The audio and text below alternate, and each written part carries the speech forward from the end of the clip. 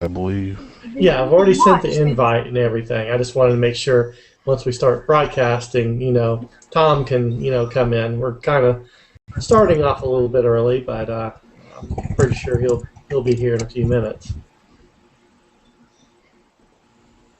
Yeah, you can still invite people once it starts broadcasting. So, because I've had to do that when I did a recording of my playtest last Uh-huh. Saturday, because I wanted to make sure that I knew what I was actually doing, because I had some trouble in the previous one.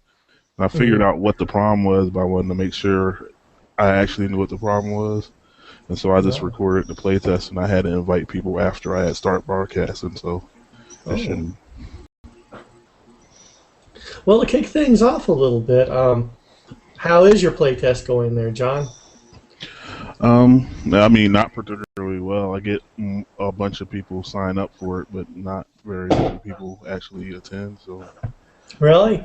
Is it issues with D&D Next, or just not uh, getting a lot I, of? I don't know. I couldn't really say it's D&D next, because I would assume that they would show up one time and then not show up again. But Hmm. these are people who signed up first time and never attend the first time. Oh, really? Mm. So Is it all in Google or is it um, also, in person?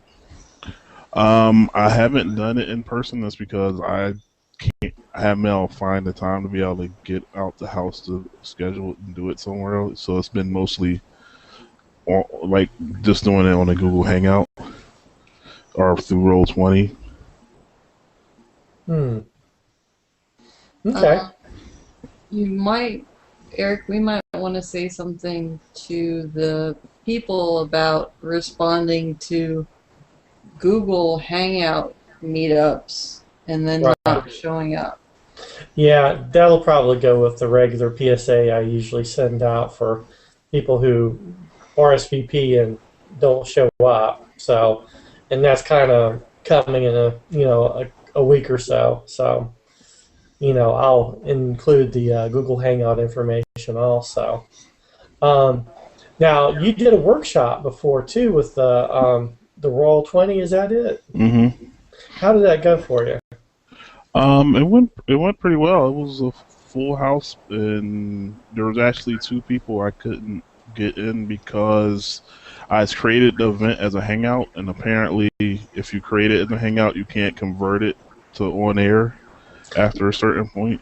Uh And huh. so, because of the way I created it and not having enough time to try to switch it over, I Hmm. ended up not being able to record it. But like I say, I had about 10 people. I had 10 people there. Two people couldn't get in because it caps at 10. So Right. unfortunately, they were on a waiting list though. So 'cause I ended up having like, well, people who said they can definitely come. Hmm. I put them on. These are the people who come in. There's two people that had put maybes down on the event, and I just Right. added a waiting list and moved those people to the waiting list. And one of those people were able to get in. I think Will was able to get in, but another Yeah. person didn't show up. So it ended up being 10 people got in and one person couldn't get in because of the waiting list. Hmm. So it seems like it was a pretty popular one. I was reading some of the comments afterwards, and people, seem to be really enjoying themselves. A lot of information there. So it worked out pretty well with this. Yeah, I think it went pretty well. There were some people that I guess like just wanted to get the information, but there was actually a couple, like maybe 4 or 5 people who actively participated in the discussion, because one of the guys was actually already using Roll20. Uh I huh. was able to show him some of the new stuff I knew about that he didn't know about, and a couple other Right. people were planning on using it. So there was a lot of, it was like at least half the group participating. But I I'm working on the assumption they stayed for the whole 2 hours. That anyone who didn't speak must have been getting something from out of it if they were there for the whole 2 hours and didn't skip out early. So I Yeah. guess I would call that a success. Well, that sounds like a success. That's great. That's another thing too. I'd like to see more. workshops going through Google Hangout. The more I use it, the more I'm enjoying it, and the more I'm seeing the possibilities. I'm already scheduling out one workshop. It's called, you know, Old School, which will be a series of workshop or not workshops, but discussions and maybe workshops on a little bit older school gaming, and kind of getting people educated about that, or just having a bunch of old people like myself, coming around and talking about the early days of D&D. But that'll be done totally over Google Hangout. That did replace another workshop that I was looking at doing with Obsidian Portal, but fortunately for Obsidian Portal, it's going under a makeover. They've got a Kickstarter out there right now to redo Obsidian Portal, and they're giving it the name Obsidian Portal Reforged, and right now they're working on some pretty nice stuff. Cool. Cool. Yeah. I did see the workshops you're putting online. I think I'll be able to attend the ones that you're doing on. I think you're doing those on Tuesday. Yeah, I usually do them on Tuesday because I usually game on Thursdays, and Tuesday nights are my free night. Um, you know, my other nights are with Allie, and you know how that goes. Yeah, yeah, because it's like I was like the ones that are happening on Monday because I'm already playing the game. Not getting to go to those because I wanted to, but when Yeah. I saw the ones pop up that you're doing online, I was like, oh, awesome! I won't miss out on everything. Yeah, so that'll be nice. But kind of moving on to the news part of this, uh, April's going to be pretty hopping. We got about 37 different events going on, including games and the casual meets and other discussions and workshops and stuff like that. And we do have a casual meet coming up on Friday, which is beginning to fill up quite nicely. And we're trying to look for someone to be a greeter there too. So if you're going and want to do some greeting, we're looking for somebody. Also, too, the Game Masters Fair is almost upon us too, and we're still kind of, at the same numbers we were when we first, or met last month, but more games are beginning to fill up, and it's beginning to shape up to be a nice event. Um, we got a lot of stuff going on, and one thing I've been trying to do is get out the word on different forums like Pen and Paper Games and RPG.net. If anyone else knows where to put up an ad, I'm all ears, and the wider we can get the message out, maybe the more people we can get in and everything. So I'm just kind of excited to play Lady Blackbird again. But we got other things going on too. Melissa's actually doing a workshop, Deadly Traps. Tell us a little bit about that, Melissa. Well, if you're looking to maim and emotionally scar your player characters, this is the workshop to go to. Oh, really? We're gonna have some, I guess you could call it old school fun, like you were saying earlier. We've got a few source books and some blog posts that we're going to go through for making and designing traps, puzzles, and other detrimental effects for your dungeons. So it's kind of old school for your dungeon crawls, but it can be adapted to other scenarios as well. So anything that will basically harm/challenge your players to make the game a little more deadly. So, and we're going to be holding it at Atomic Empire. So it'll be our first time running a workshop there. They do have a nice conference room in the back that we'll be using, so we'll be off on our own. So it should be fun. Now, at Atomic Empire, you said that you reserved the conference room. Yes. Is it simply just by request, or do you have to do anything yes. special? And it's a pretty large conference room. I would say probably you could easily fit 10 people in there and still have room to breathe. So. Oh my gosh, that's pretty nice. Yeah. I guess we need to be taking advantage more of Atomic Empire. Nice conference table too. There's actually 2 conference rooms back there. Yeah, the one they use for storage, so it doesn't have quite as much space. So I made sure to ask for the empty one. For the empty one? Mm-hmm. Oh my goodness, that's pretty nice. So, If anyone's on the fence, they have beer on tap. beer on tap. Mm-hmm. Yeah, if I wasn't out the country, I definitely would. Well, out of this town. We're not going to Puerto Rico. That's not out the country. I would definitely be there. Ah. Well, we got other things going on too. I got a couple of events going on with discussions also. One thing I was trying to, I'll kind of mention is I have a discussion going on about house rules, hacks, and toolkit systems, and how you can kind of achieve gaming nirvana with that. And kind of as a preview with it, I was looking at a Kickstarter actually. Kickstarter's kind of inspiring me lately a lot, and kind of killing my wallet at the same time, but it's the way it goes.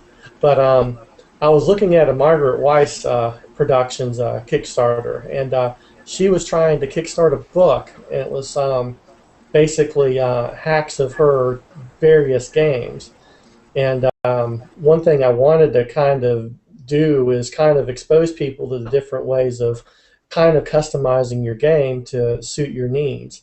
And if you enjoy a game, definitely be able to go in and maybe change it to what you want.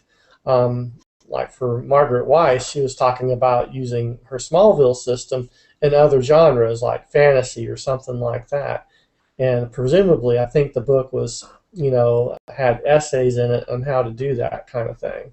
But I figured you probably can hack more than a Margaret Weiss production game, and I'd like to talk about that a bit. So if you have the opportunity, please come and put in your 2 cents worth and have a discussion. And another What day one. is that event? Okay, that is a Monday, I do believe. Let me check my calendar really fast and see here. Yeah, that'll be Monday the 8th. Another workshop that I'm. Yeah, I'm upset too. Another one that I'm doing is called Managing Your Campaign. And I think essentially I was doing that off of a request from Rob. He was apparently looking at another workshop I was doing, and he just wanted to learn more about how to manage your campaign a bit better. So I figured, well, if he's going to request it, so shall it be. I'll do a workshop on managing your campaign. But I kind of envision this as a kind of as another discussion on how best to manage the details of your campaign from starting it and to ending it. And I'm trying to get ideas for myself because a lot of times I have a hard time putting a satisfactory end to a campaign, and I'll be going over that and hopefully get some good discussion going with it. So if you have time for that one, it's on Tuesday, and I think it's on the 28th. Let me look again here. No, it's on the 22nd. I'm sorry, I stand corrected. But those are the 2 workshops or discussions I'm working on. Also, too, Melissa, you're doing the Durham Casual Meet. Is that right? Yes, we're meeting at Google Huff, which is a really awesome coffee/bakery shop up in Durham, towards downtown. So more towards Durham proper. It's a really nice coffee shop. They're huge. They have big space indoors for seating and upstairs and outside on patios. So if it's nice, we can sit outside. So looking forward to it. We've got 5 or 6 people signed up right now. So hoping for a few more folks. We always get requests for more things over towards Durham. So if you live that way, make sure you come over and stop by and say hi. Well, good. And it sounds like too we've kind of found another maybe hopefully RTR friendly place that can take a lot of people. Our casual meets are getting bigger and bigger. It seems like and that's nice, but a lot of times it's finding the space, which is the big challenge. So hopefully with the Durham casual meet, it'll take off, and we'll have more people come together and enjoy each other's company for a couple of hours. Now, what's the hours to Google Huff? They're actually open pretty late, if I remember correctly. I had checked the hours to make sure, but I think they're well past the time we'll be there, like 10 or 11. So. Oh, really? Yeah. Oh, that's nice. That's very nice. That's definitely something to consider too. And again, another thing that Crystal had me post too, if you like 4th edition D&D, she's got another Encounters season up and going. It's based off the Neverwinter, I guess, encounters that were going on a couple months or a few months ago. This will be Storm over Neverwinter. And I'm not sure whether or not it'll be a mixture of 4th edition and D&D Next, but something to consider if you're into the organized play stuff. If what I read was correct, it's a if you played in season 6, you could bring a season 6 character in. Right. And the characters start at I believe at 3rd level to start out instead of 1st level. Well, that's pretty nice. It seems like Wizards of the Coast is kind of leaving the living Forgotten Realms to its own ends, and kind of really concentrating on this encounter stuff. Then it seems like I'm not much of an organized player, so I can only speculate on what I know from reading things. But it seems to have its own attraction, so hopefully that'll be good and everyone will enjoy that. But again, this is pretty much the news part of the RTR news and views. Now it's time for the views. Is anyone doing anything else exciting? Melissa, how's your campaign going? How's it? I know you're trying to start something up about. And I know I asked you that last month too. You did, yeah. How's things going with it? Well, it's kind of on the back burner at the moment because I have another project going too. So I haven't actually had any players sign up for the collaborative campaign generation for the D&D 3.5 game I was looking to run in Morrisville. It was going to be basically we would all sit down and as a group figure out what the theme was, what type of adventures we would want to play, and go from there. So, but I haven't really gotten any interest drummed up for that. So hopefully I'll maybe hit some people up at the next casual meetup I go to. But I'm working on a campaign setting creation with some other gamers, so that's kind of taking up some time now too. I've joined in on a mummy game and a mage noir game. I'm still in Richard's Pathfinder campaign that I've been in for over a year. And I'm in your Call of Cthulhu campaign, so that's keeping me busy. Oh yeah, it sounds like you're hopping pretty good. Yeah. You're kind of taking my mantle of picking out lots of games and playing them, which is a good thing, which is really good. Well, hopefully, kind of keep us, informed about your collaborative effort. I'm really curious about it and like to see how it goes. Yeah, I'm wondering what we're going to end up doing. Yeah, well, that's one thing that I'm kind of exploring, especially after the Song of Ice and Fire RPG, where it kind of allows you to do a little bit of house creation and stuff like that. And that's one thing I really enjoyed out of that game is really the cohesiveness of the group that you can get. You don't have a lot of, people, competing too much, but, we still have a little bit of, good player-to-player exchange, as Jennifer would know. But um, John, do you have anything that you're kind of working on, kind of percolating on? For the most part, it's like I was saying before, I was working on my campaign Bible because I was thinking about starting another D&D campaign. I just haven't decided if I'm doing it in second edition or fourth edition yet.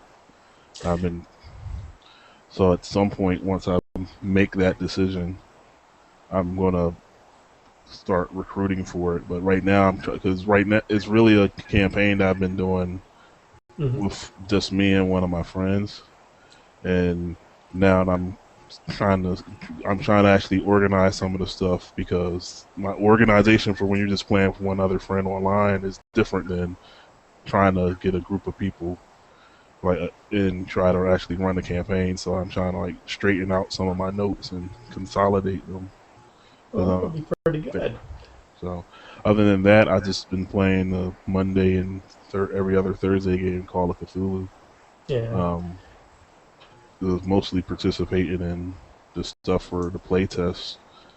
Um, so I Well, was like, I've been buying all kind of books, trying to look for to fill out some of the details. Because after going to like Melissa's workshop, I feel bad about my standards and practices aren't at the level I had. It wasn't the purpose of the workshop. I know, I know. now, which workshop was this, Melissa?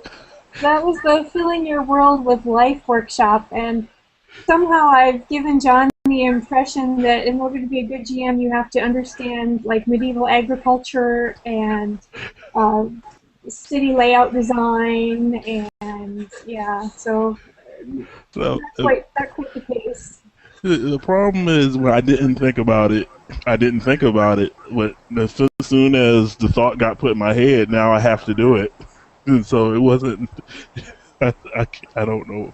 This is the way my brain works. So now that it's been given, the thought has entered my mind. I've been like, I went back and had to redo my map because I started looking at like, well, does a swamp really make sense right here? Like, no, there's not really enough water here for this to make sense. I have to redraw my map now. And so it's just like it's my own fault, but it's just like attending that made me like, well, I gotta do better than this. And so I've been doing a lot more stuff. Well, going back to Melissa, how did that workshop go for you? What was it about, and how did it go? It was about adding a little bit of realism to your campaign by having your NPCs have their own, goals and motivations and timelines, and how like a city district can be different depending on the time of day, the types of Hmm. people that you would run into. We talked about commerce, and how the price of goods would vary depending on geography and supply and demand. So we talked about a lot of things that would add a little bit of flavor and realism to a game. It was pretty good. We had 4 people there, 4 or 5. Hmm. Unfortunately, I forgot to hit the broadcast button, so it didn't get recorded. Um, Oh, but we did discover we don't want to meet at that Panera ever again. It's just too loud and crowded for a decent workshop. So, yeah. um, And that's the thing about it. It's hard to find a good place that is public for a decent workshop. But hopefully Atomic Empire will change minds about that too. So we'll keep an eye on that too. And expect your report at the May RTR News and Views. Um, Jennifer, what have you been doing as far as gaming? I know part of that. So I'm playing in Eric's Ice and Fire campaign. I've been looking forward to Rob restarting a Buffy campaign, but the caveat on that one was that my 7th Sea campaign has to wrap up, uh huh. and so we've been having some uh, fun with real life, trying to get the the finale to actually happen. So Hmm. hopefully that'll happen this Sunday. And then lots of life, work stuff getting in the way. So Yeah. I understand that completely. Believe me, it's just I've had to kind of plan ahead a little bit, and I've decided, well, May is kind of going to be the month where I gotta kind of take it easy a little bit because work is really heating up. Yeah, But yeah, well, real life has to come first. yeah. Um, I've decided to get back into some of the D&D encounters to get a little bit more gaming in. yeah, Um, and I've that's a been good way doing of that. doing it. so What was that, Dara? I've been doing a bit of D&D encounters. I'm in Rob's table on D&D encounters night. And he's funny. He does all these NPCs and he's got all these hats and it's kind of cool. Is it? Mm. Yeah, I see that Rob's trying to finish up his game with encounters too. Yeah.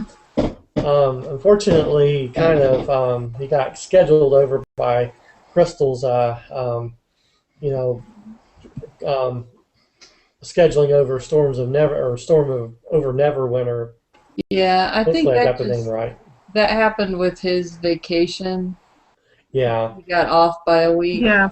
and Uh, Hmm. Crystal schedule is actually Wizards of the Coast schedule. yeah. So Rob's trying to catch back up. So we'll see what happens. And that session, the first session, isn't a gaming session. It's a create your character session. So we Okay. may be able to play anyway. Yeah. Well, nice. Hopefully he'll wrap it up just nicely. And another thing too, talking about Crystal and the Gamers Armory. How was International Tabletop Day? It was Isn't that really fun?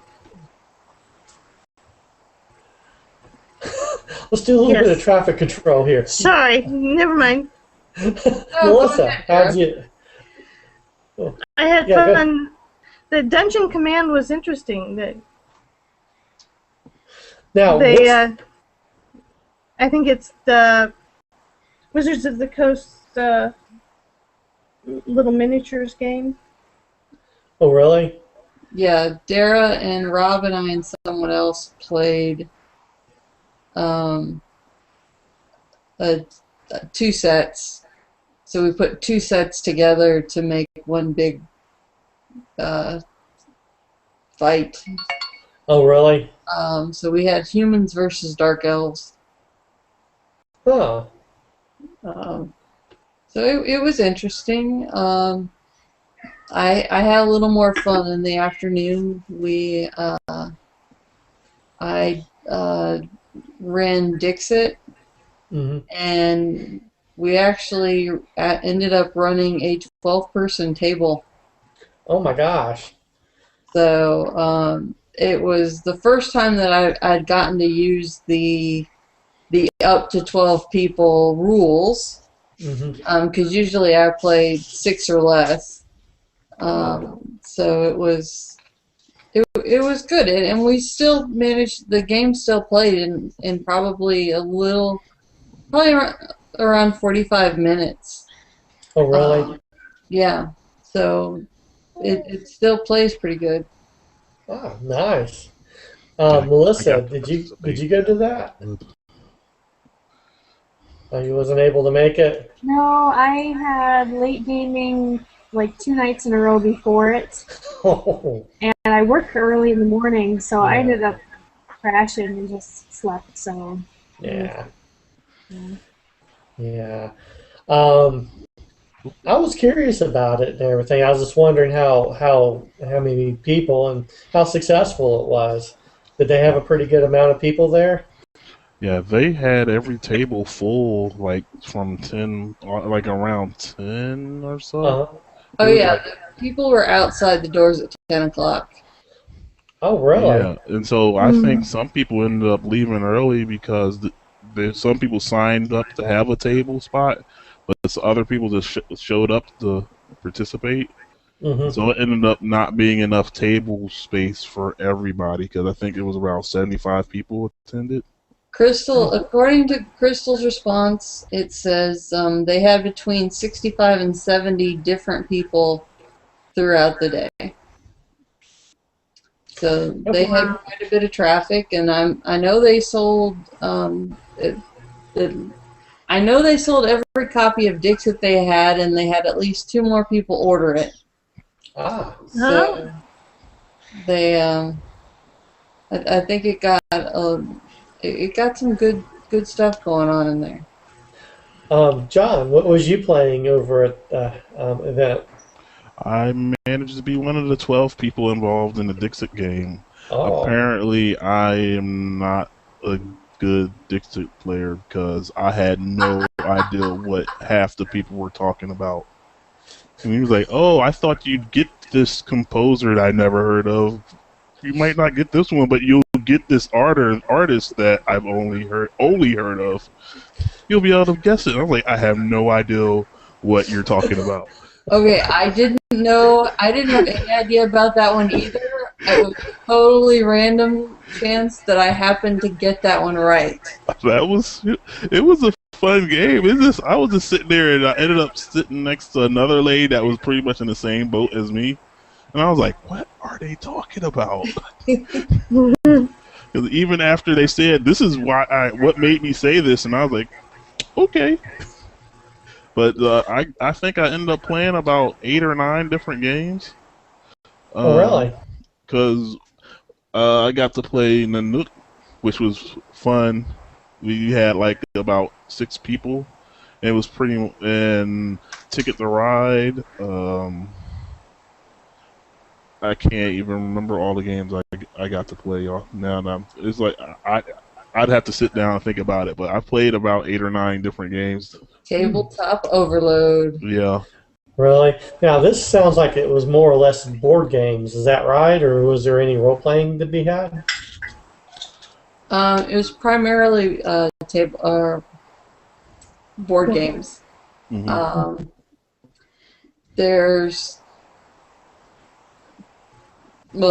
It's based on the tabletop, the web show. That's on Geek and Sundry, which they have played Dragon Age, and I think they're planning some more, but they pick a different not Hasbro game for each episode and play it. So it's more European style board games or things along that line. Yeah. Nice. And more importantly, Will Wheaton. Will Wheaton, yeah. I figured that would come up. Well, he is the host of the show. Yeah. Well, how's Will Wheaton doing, Melissa? Fine as always. Like technically, I started International Tabletop Day the day before because the D&D game I had ran until like 3:30 in the morning. Oh, really? Yeah. So he was gaming with the guys that started in Australia. Oh. They actually had it was on all 7 continents. Mm-hmm. And 50 different countries. Nice. So, actually, if you want to see some of more what they did, you can go on Geek and Sundry, and the first section that they showed doesn't seem to have taped, but the second session, so starting at like 3 p.m. Pacific time, there's a 4-hour. You can watch their thing where they play different games. They talk to different game stores around the country via Google Hangout and different stuff. So, but it's got Will Wheaton is on it a lot, and Felicia Day, and Yeah, and so he'll get like actors from shows that are people he's either acted with or went to this acting school with, or just other people that are just interested. Like I can't remember the name of the guy who wrote the comic book for the death of Captain America. He was on there. It's like geek celebrities, I guess you would call most of them, because they've been in like sci-fi or that type of vein movies or shows. Uh-huh. Like, John, you're because like not with, calling us geeks, are you? huh? You're not calling us geeks, are you? I'm not calling y'all geeks. I call in the movies that they're in geeks. If you just happen to watch them, that's the association you're making. Yeah, they had actually Steve Jackson is on the second half of the tabletop day show. He makes an appearance at one of the game stores. Huh. Um, he also, if you watch the episode that has Munchkin, he plays with them. Oh, really? Oh, Yes. cool. So, Yeah, that'd be pretty awesome having Steve Jackson at your table. That Wow. feels like this one not fair, is it? Isn't it? That's kind of unfair. Like the person making the games playing. Yeah. well, they had the guy that designed Dragon Age is the one that ran the game for them. Yeah, that was Ran cool. that. And then the expression he had when the one guy playing described his wizard as a mage Fonzie. Bonzor! Fonzor, you just see the look of defeat he had when he saw when he said that. Like, oh no, what if I let at my table? It was like he died inside a little bit. We all do that occasionally, John. Never thinking. Oh. It was a two-parter, but it was actually a good watch. Oh. It made me want to play Dragon's Age. Well, let's go on to Dara. Dara, what are you playing these days? Well, I'm in Regin's 7C game. Mm-hmm. I'm in a Deadlands game that I play with my husband over the Skype. Well, how's that one going? It's going. It's fun. My character and the rest of them are in the haunted casino hotel. And it's Deadlands Hell on Earth, so it's after the bombs have dropped, and it's kind of interesting.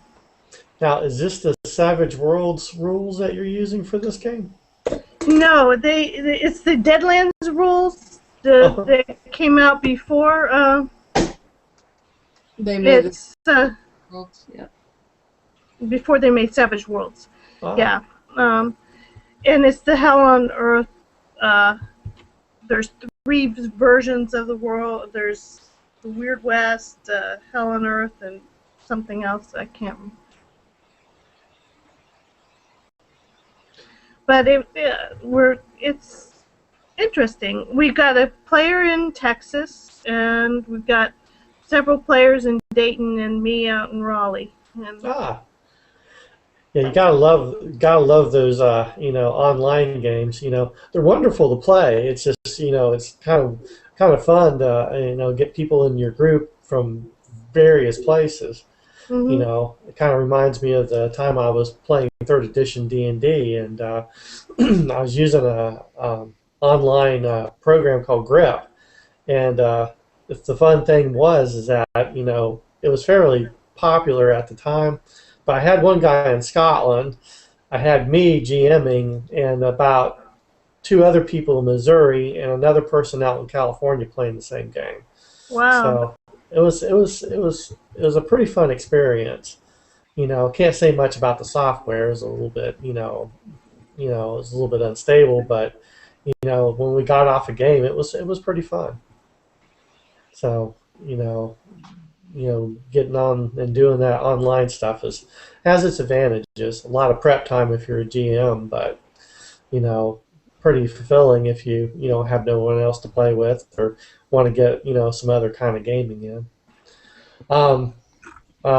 Anything else you're playing? D&D Encounters. Mhm. I'm playing Rob's game, and then I'm hoping to get into Rob starting back up the Buffy game. I hope that Mm-hmm. that starts up soon. Okay. Well, cool. And kind of circling back to myself, I'm still doing, the Fire and Ice and Fire campaign, and it's 2 more games, and it'll have a season wrap up. I'm looking at starting the second season probably in July. So the system has really caught my attention, and I'm enjoying it. So I'm going to keep on playing it. Um, Another game that I got is, of course, the one that Melissa and John are in, the Call of Cthulhu game. And like I said before, the guy who actually did the Octoon Cthulhu rules is just wrapped up a Kickstarter, and there's a lot more material that he'll be producing for that. And so we'll get to share a little bit more adventures, and stuff like that. It seems to be pretty interesting stuff. Like I said with Kickstarter before, it's kind of delayed gratification. It'll be a few months before it comes out, so but I'm really looking forward to that. One thing I'm going to try to do in June, after my month of not playing hardly any games in May, is I'm looking at a game that uses the fate system. It's called the Curubus Club, and basically that's Victorian supers to the fate system. So I'm very curious to see how that game plays out. When I'm reading about it, I'm really liking about it. So they've done a real good job of writing up some pretty good fluff and everything. I just gotta wrap my head around the fate rules, which right now are kind of, it's kind of tripping me up a bit. It's kind of a different kind of role play that I'm really used to, so it'll take me a little while to get a hold of that, but I'm getting excited about it and everything. So, is there anything else anyone's doing that's exciting that you want to talk about? Oh, John? Okay, go ahead, John. Okay, well, I just as soon as Dara mentioned that she was doing the online thing with another group, Brian Swanson is doing a Serenity game like every other week on Friday, and so I'm not able to get out to Barbara's house where they're playing the game. So they have a laptop sitting on the end of one of the tables, and I'm playing through Skype, and so I get to sit there and stare at Brian for like 4 hours while he tries to kill my characters. Pretty interesting. Yeah. Well, this is a question to you, both you and Dara. How does playing through Skype? How's that work out for you guys? Well, mostly it's just the sound. We're just using it for the sound, and they do most of the stuff in Dayton. So I'm kind of just a listener, and then I participate. It makes it hard for like combats a little because you can't see. Well, how about with you, John? How's that working out for the Serenity game? Well, it hasn't really been too much of a problem since it's no real. If only issue is if he's describing someplace and we have to keep track of a map or anything. It's kind of like they tilt the camera towards the map so I can get a rough idea of what the map looks like, and I can barely see it. But it's like the map isn't so important as other than like, oh wait, we need to check we haven't checked that room right. Like back to us. I try to give it like we haven't checked that room back to the west or something, just to try to give them some like 2 rooms back to the west, that door on the north. We haven't been through there. That type thing. But for the most part, it hasn't been a problem. Other than like Brian feels it's necessary that the camera be like aimed at him so he can, and I have to have my camera on so he can feel like he sees me there. So no, I was like, really? He's like, yeah, you have to. Well, kind of got a little bit of a picture in my mind about playing a science fiction role-playing game through Skype. Kind of get the thoughts of Red Dwarf. You could be the computer. Yeah.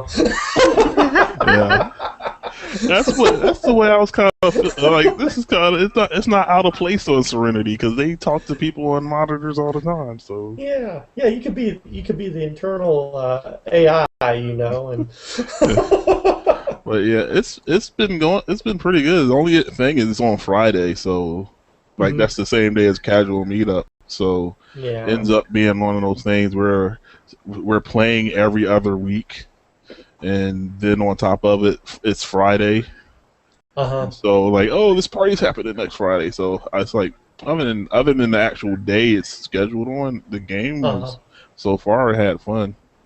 Like Oh.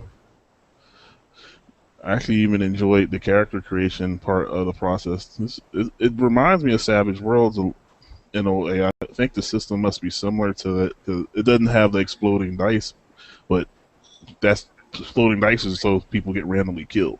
I guess you don't really want that in Serenity anyway. Yeah. Well, the Serenity game that I jammed, was a great experience. And you're right, it reminds me a lot of Savage Worlds. Melissa was in on that game a bit. She was um who was she I playing? You like were playing River, weren't you?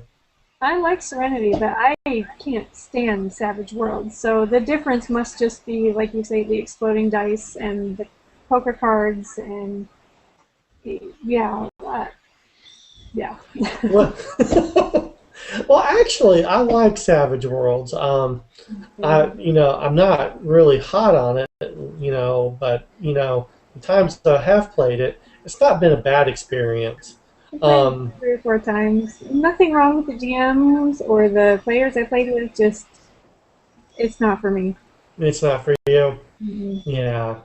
Well, I'm not rushing out and buying it either.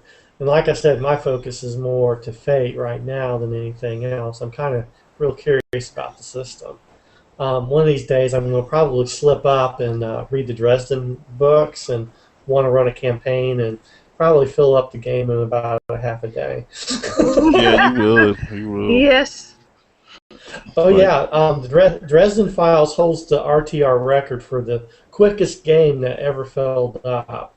It was 2 hours from when we announced it to where for where it was starting to get people on the waiting list. yeah, there And must have been anytime some internet anyone, lag. maybe a little bit, yeah, but yeah, Dresden Files definitely is a great game.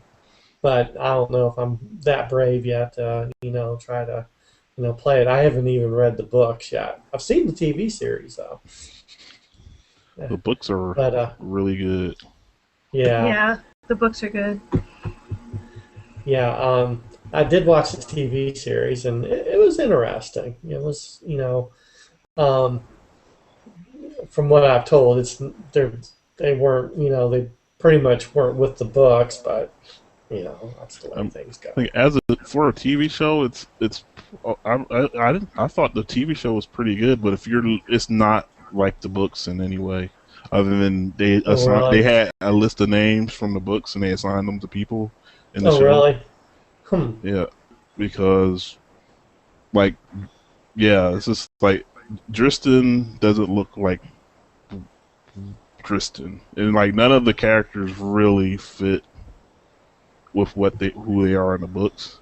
Oh But really? but the show in and of itself is pretty good. At least I Yeah. liked it. I liked it. It was very short, though. Yeah. There's only one season, wasn't it? Or not even that, was it? Not even the whole season, I don't think.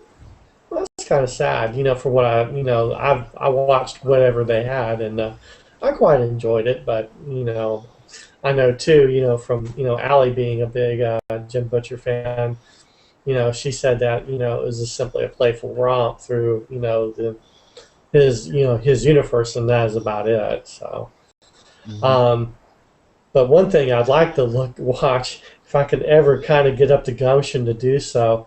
A while back, about 3 years ago, I managed to get on eBay the TV series that was based off of the World of Darkness, Vampire the Masquerade, and it's called Kindred the Embraced. Has anyone heard that one?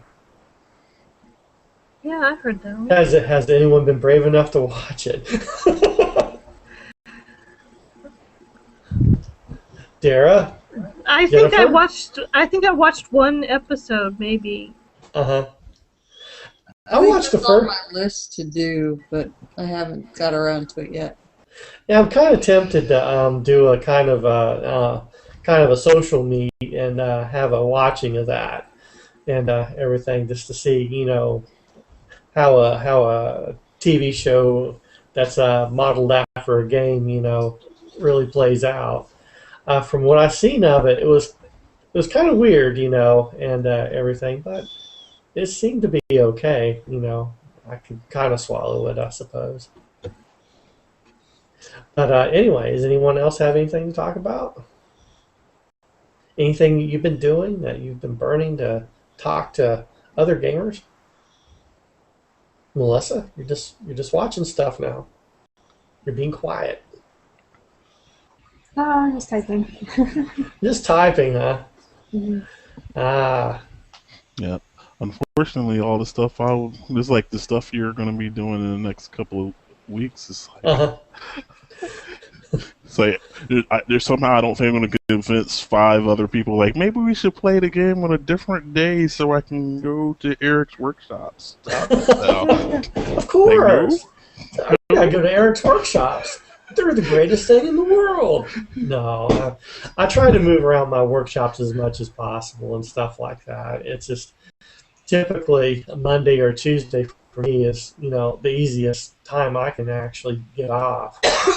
Right now, my time's been going up pretty steadily. I'm working 10 to 11 hour days, and oh working to Goodness. wow, 7 o'clock is not an unfamiliar thing for me anymore. And part of that is my particular project is about to implement, which is exciting in one way, and other ways it's you have the craziness right up to the day that they flip the switch. So we're kind of in the craziness bit, and one of the people that supervises me feels that I'd be a wonderful team lead. So I'm actually leading about 3 teams right now. So, oh but one thing I have to admit about running RTR, it's kind of given me the skills to run teams at work. But a lot of times though, it's running a team at work is a little bit different than having to run one where you're wanting to have fun and socialize with people and stuff like that.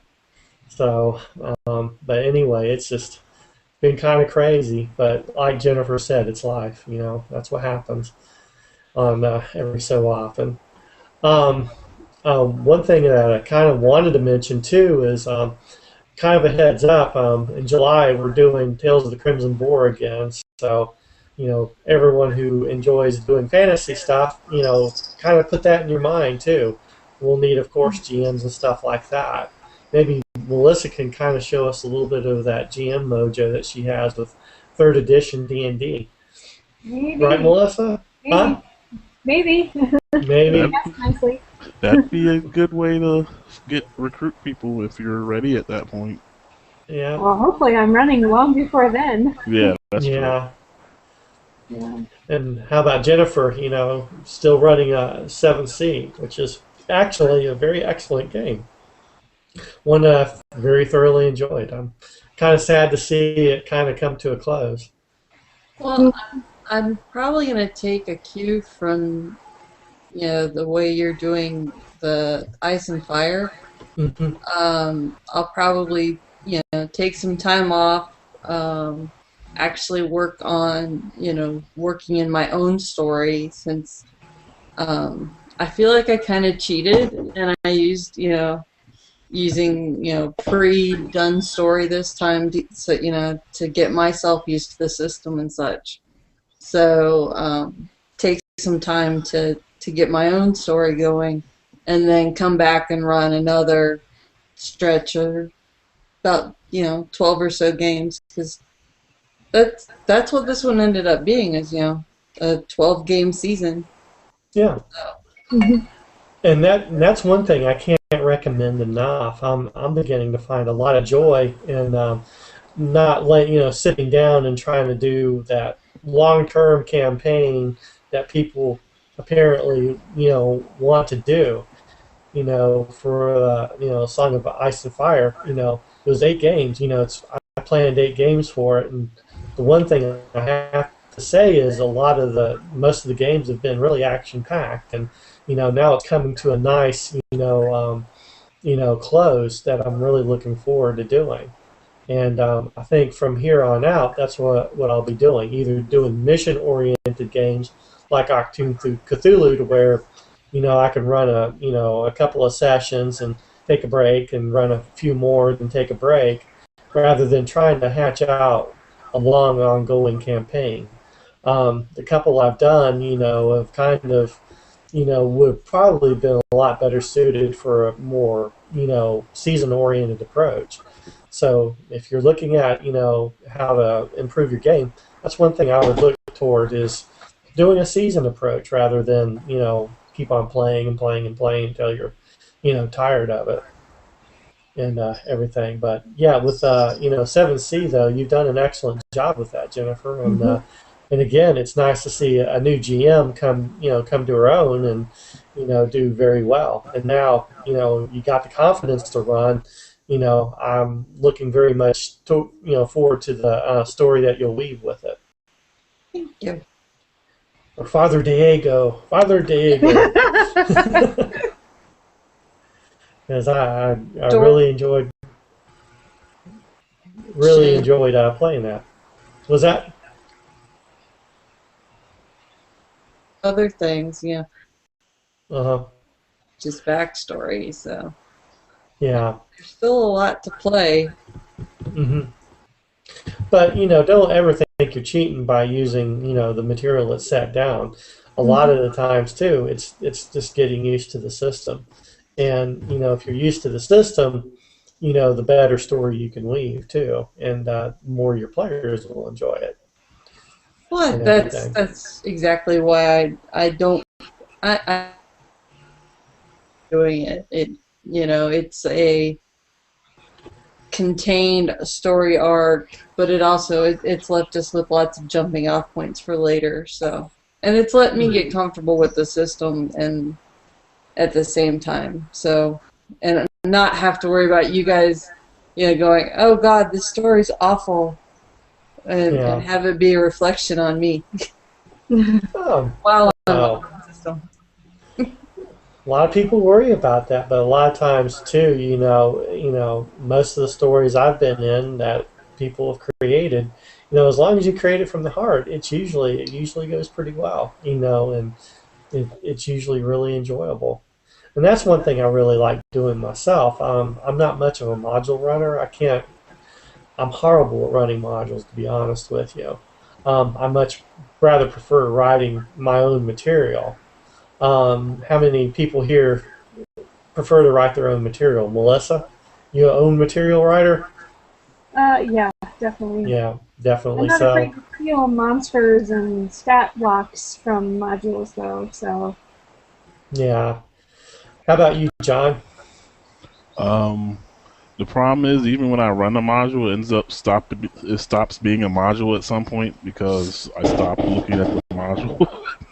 So it's like I ran this, like recently I was doing Cave of Chaos, Right. and they haven't been back into cave since the first time they went to the cave.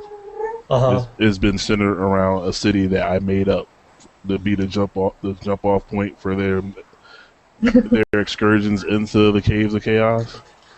And so Uh-huh. everything's been happening around the town instead of actually in the actual caves. So it's like I always start out running the module and always end not running the module. So I guess that makes me a horrible module runner.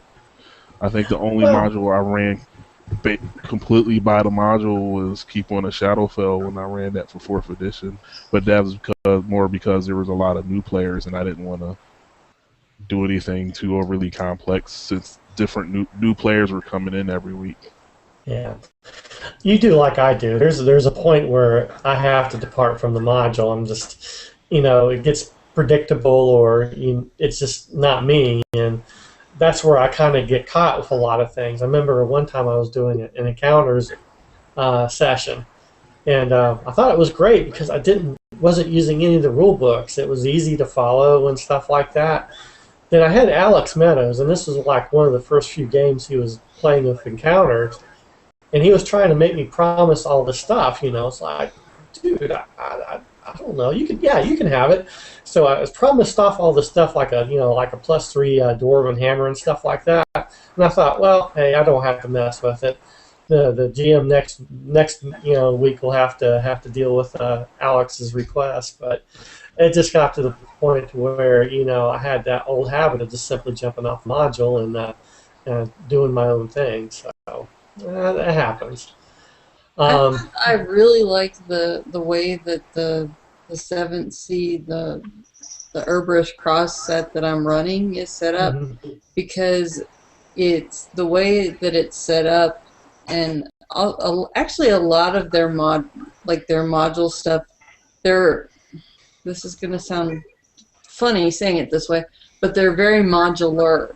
There's like 3 or 4 hard points that you need to get to, but then there's usually like 10 or 12 optional things that can happen. So depending on which way the characters go or who they want to run into, then there's extra things that you can throw at them along the way. So I've found reading through a bunch of those makes it easier for me than when I'm sitting down to run at the table. Then it's more flexible than running a straight like D&D module would be. Right. But it makes me feel well prepared. Well, and that's a great help, and that's probably what it's for, is to let you get into the rules and learn the rules a bit and enjoy the game. And with 7th Sea, I always heard it was complex, but getting into it, it's been nice. It's a great system. I like it. But anyway, it's come to 8:30, so we're going to go ahead and wrap everything up. But I want to thank everyone for coming in again. I wish we had more people, but if we, as long as we have this consistently, maybe we'll have more people come in and everything. And I'll try to set this broadcast out somewhere where we all can get to it. Still trying to figure out the RTR Google, site. So, once Stuart can, learn a little bit more about it and tell me about it, we can make a little bit more use of it. But is there any thoughts before we sign off? Anyone want to say anything? All right. Well, everyone's going to be quiet about this. But again, I'd like to thank everyone for coming in, and I'll see you next month. And again, thank you for making this a successful little hangout. And I'll be seeing you in gaming pretty soon. So see y'all later.